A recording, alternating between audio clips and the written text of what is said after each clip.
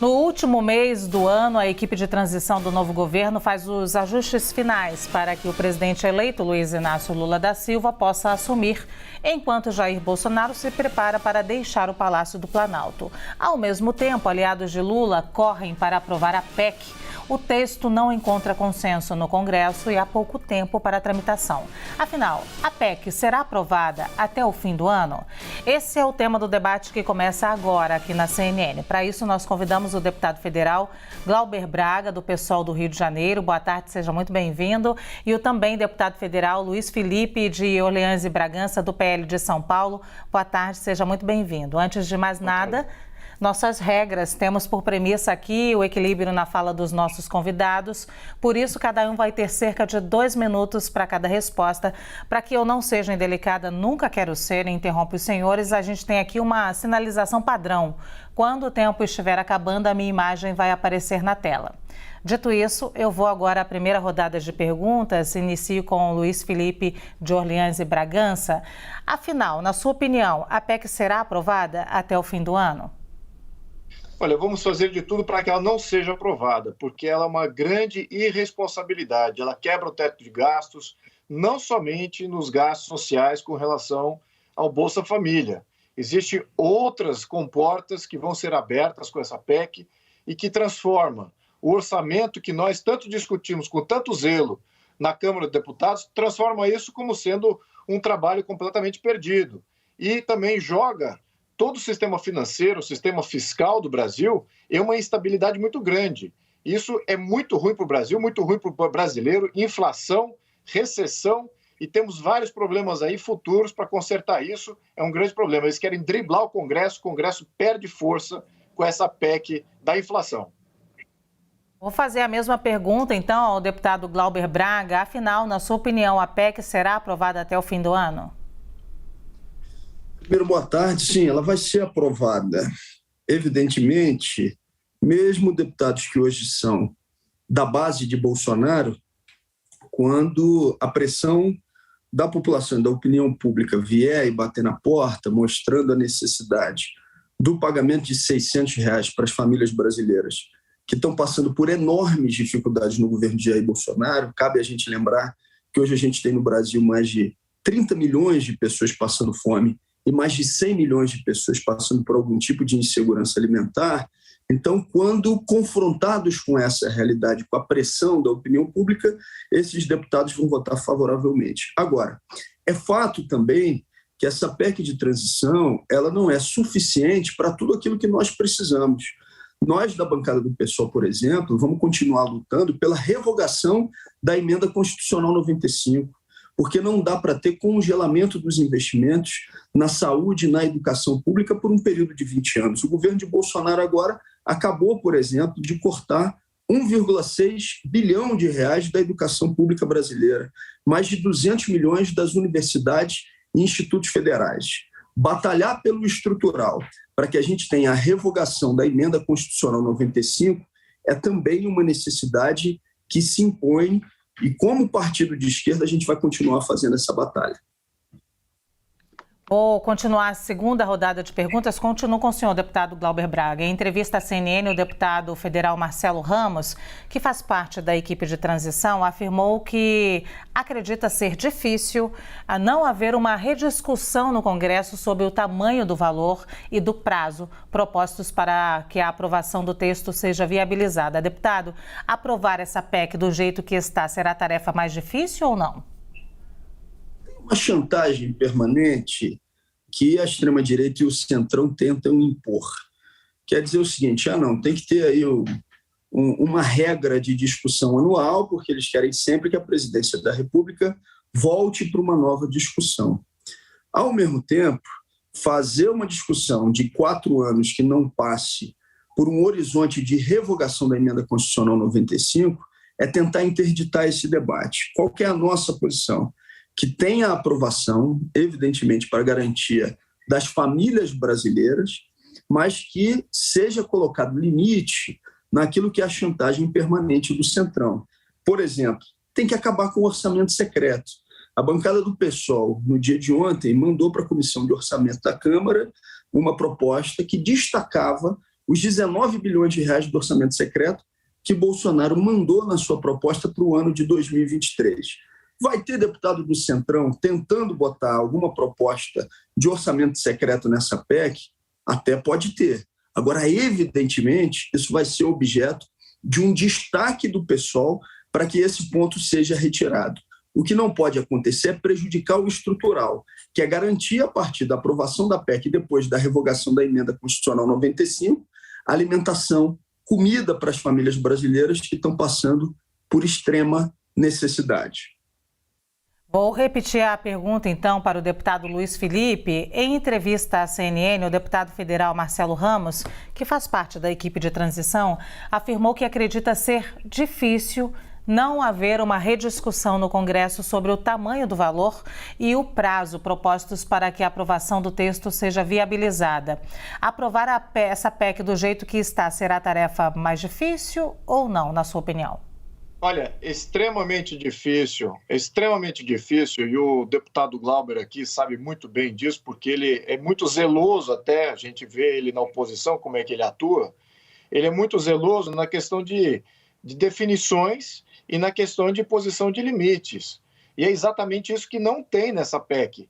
Essa PEC não tem definição do que significa projetos socioambientais ou climáticos, ou o que significa investidor e doação. Tem muita coisa que não está certo nessa PEC em termos de definição clara na lei ou na Constituição, e, ao mesmo tempo, não existem limites para esses novos conceitos que estão sendo aplicados nessa PEC. Então, você está entregando um poder ilimitado a definições inclaras. Isso não existe em nenhum lugar do mundo, praticamente nem precisa de Constituição se a gente aprovar essa PEC. Estamos dando poder arbitrário para qualquer coisa, para qualquer que interprete o que está no texto da PEC para inventar qualquer coisa. Então, a gente vai ter que criar limites, vamos ter que definir os conceitos, e isso demora tempo, porque não está muito coeso exatamente quais são esses limites e quais são essas definições. Ao mesmo tempo, 200 milhões que já estão... A única coisa que temos visibilidade, que seja o rombo, isso é apenas uma parte da PEC. A PEC pode causar rombos ainda maiores do que isso. Temos economia para isso, temos recursos para isso. É esse rombo fiscal que a gente não pode tolerar. E certamente os deputados do centro, da direita e até mesmo alguns da esquerda vão entender o problema dessa PEC. Deputado, eu continuo com o senhor, então, para a terceira pergunta. No início da semana, o PT anunciou apoio à reeleição de Arthur Lira para a Câmara. O apoio do partido sinaliza uma clara busca pela aprovação da PEC? Olha, não, com relação a ele sendo apoiado pelo PT, imagino que sim, ele vai usar isso como alavanca da sua própria eleição. Agora, o que isso causa na direita é uma certa hesitação e uma certa desconfiança, porque a pauta da esquerda brasileira ela é completamente antagônica à pauta da direita brasileira. Então, não há como você conciliar os dois, mesmo que você faça ali um julgamento mais equilibrado, porque são extremamente antagônicos em tudo, na questão política, na questão econômica, na questão social. Então, temos impactos e decisões muito draconianas que vão ter que ser tomadas aí pelos candidatos à presidência da Câmara, e eu espero que o Lira faça um bom juízo, se ele é o único candidato que nós iremos apoiar. Por enquanto, há uma certa hesitação aqui para ter certeza de que, de fato, ele vai ser apoiado pelo PT e, de fato, ele vai apoiar as pautas do PT, porque vemos pela PEC, são destrutivas. Vou repetir a pergunta, então, para o deputado Glauber. No início da semana, o PT anunciou apoio à reeleição de Lira para a Câmara. O apoio do partido sinaliza uma clara busca pela aprovação da PEC, na sua opinião? Primeiro, ainda em relação ao assunto anterior, eu não vi essa preocupação do deputado Luiz Felipe quando, no início da pandemia, foi aprovado um orçamento de guerra de 1,2 trilhão de reais, parte dos recursos necessários, mas uma outra parte voltada diretamente para beneficiar banqueiro, né, para compra de títulos no mercado secundário. Eles sempre utilizam o argumento de que é para manter a liquidez do sistema financeiro, mas, na verdade, era dinheiro na veia para banqueiro. Lá ninguém discutiu, disse, não, tem dinheiro à vontade. Agora, quando é para pagar o rendimento mínimo para as pessoas sobreviverem, aí falam que não tem dinheiro para isso. Isso não é verdade. Segundo, Lira foi braço direito de Bolsonaro. com a aprovação da autonomia do Banco Central, privatização da Eletrobras, blindou Bolsonaro dos pedidos de impeachment e do afastamento com a política criminosa que ele tocou à frente da presidência da República. Ele agora constituiu uma base dentro do Congresso a partir do orçamento secreto. 19 bilhões de reais para 2023, 16 bilhões de reais nesse ano era a proposta orçamentária. Isso é um absurdo e essa bomba ela precisa ser desarmada. É evidente que nós temos que aprovar a PEC e nós vamos trabalhar por isso, mas sempre com o olhar de que a gente tem que reverter a emenda constitucional 95. Mas isso não é sinônimo de apoio a Arthur Lira.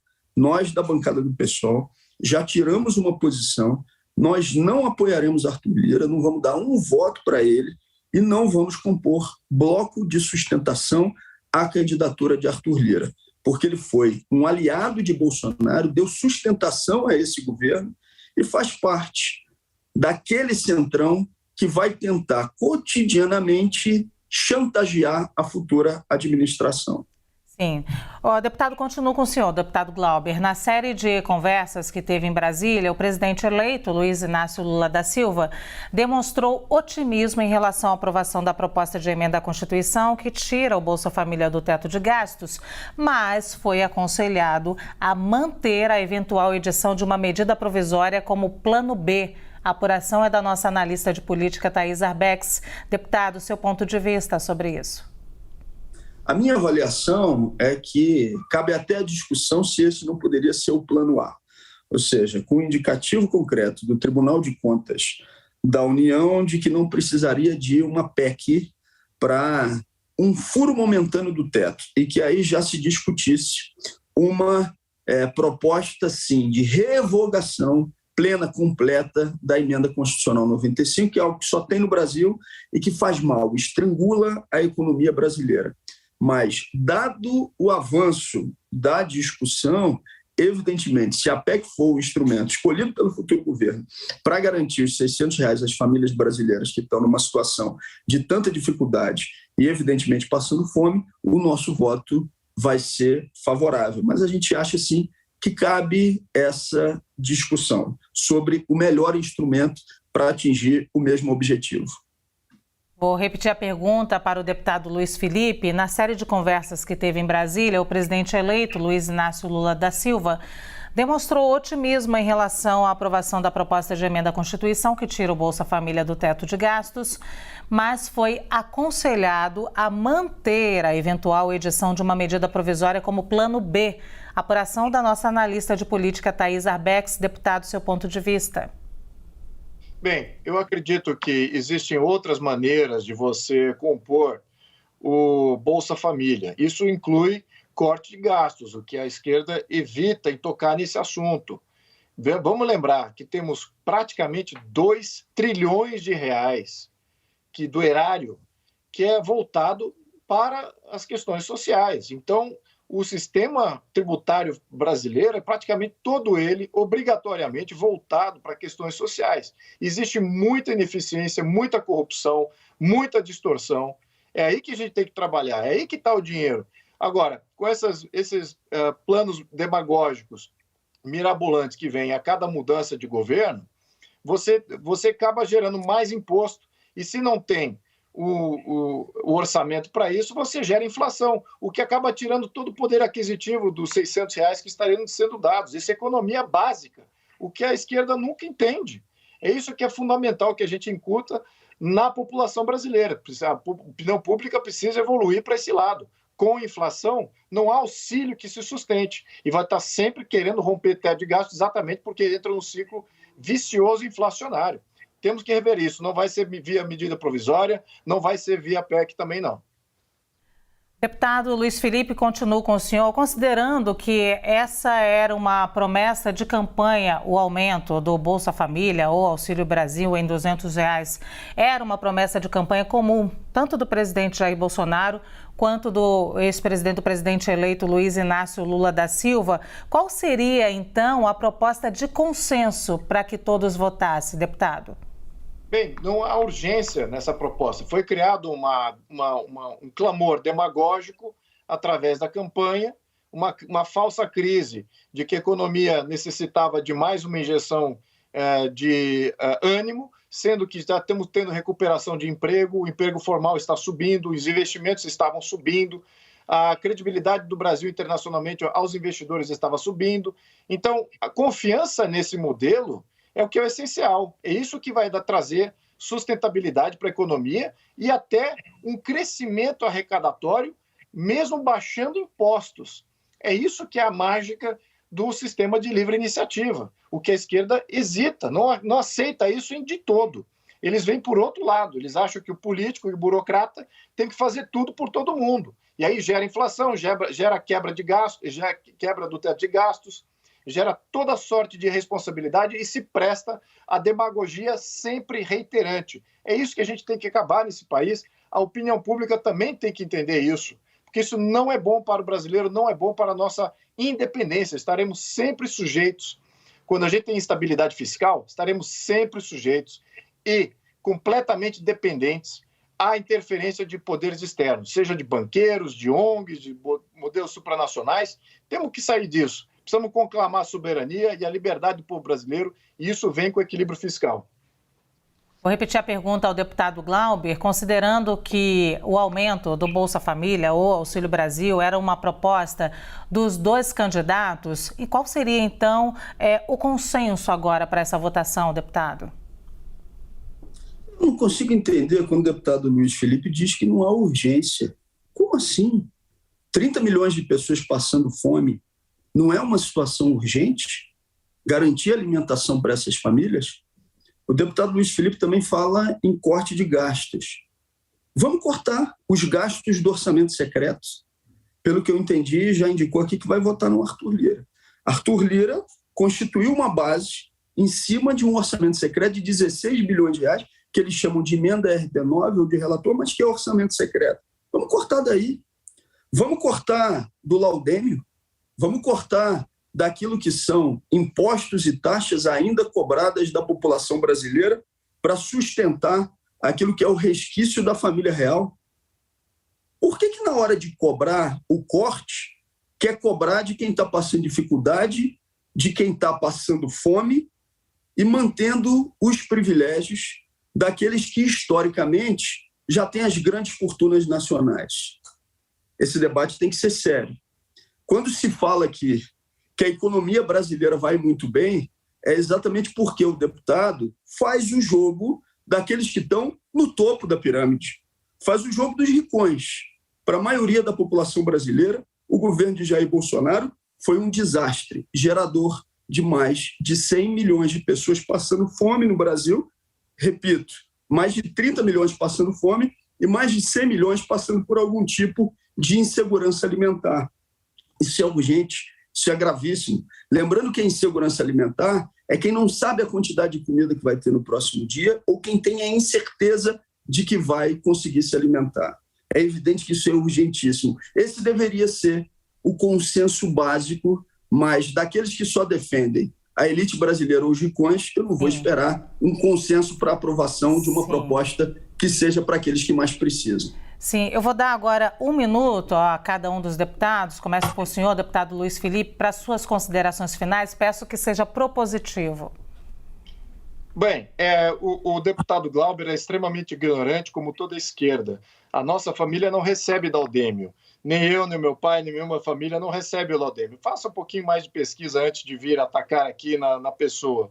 Segundo, também é ignorante no sentido de entender o que significa inflação e o que causa inflação. O que causa inflação é gasto, e gasto gera inflação e tira dinheiro da população, que ele tanto defende aí como sendo os carentes. E, de fato, existe um problema de fome, de carência no Brasil. Como é que você resolve isso?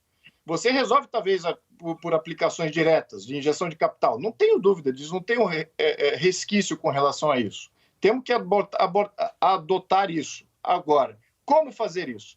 Gerando inflação ou não gerando inflação? Eu prefiro não gerar inflação. Como é que você faz isso? Cortando gastos. É outro modelo. Mas, claro, pela demagogia, caímos sempre nessa dinâmica de inflação. De qualquer maneira, muita ignorância aqui do outro lado.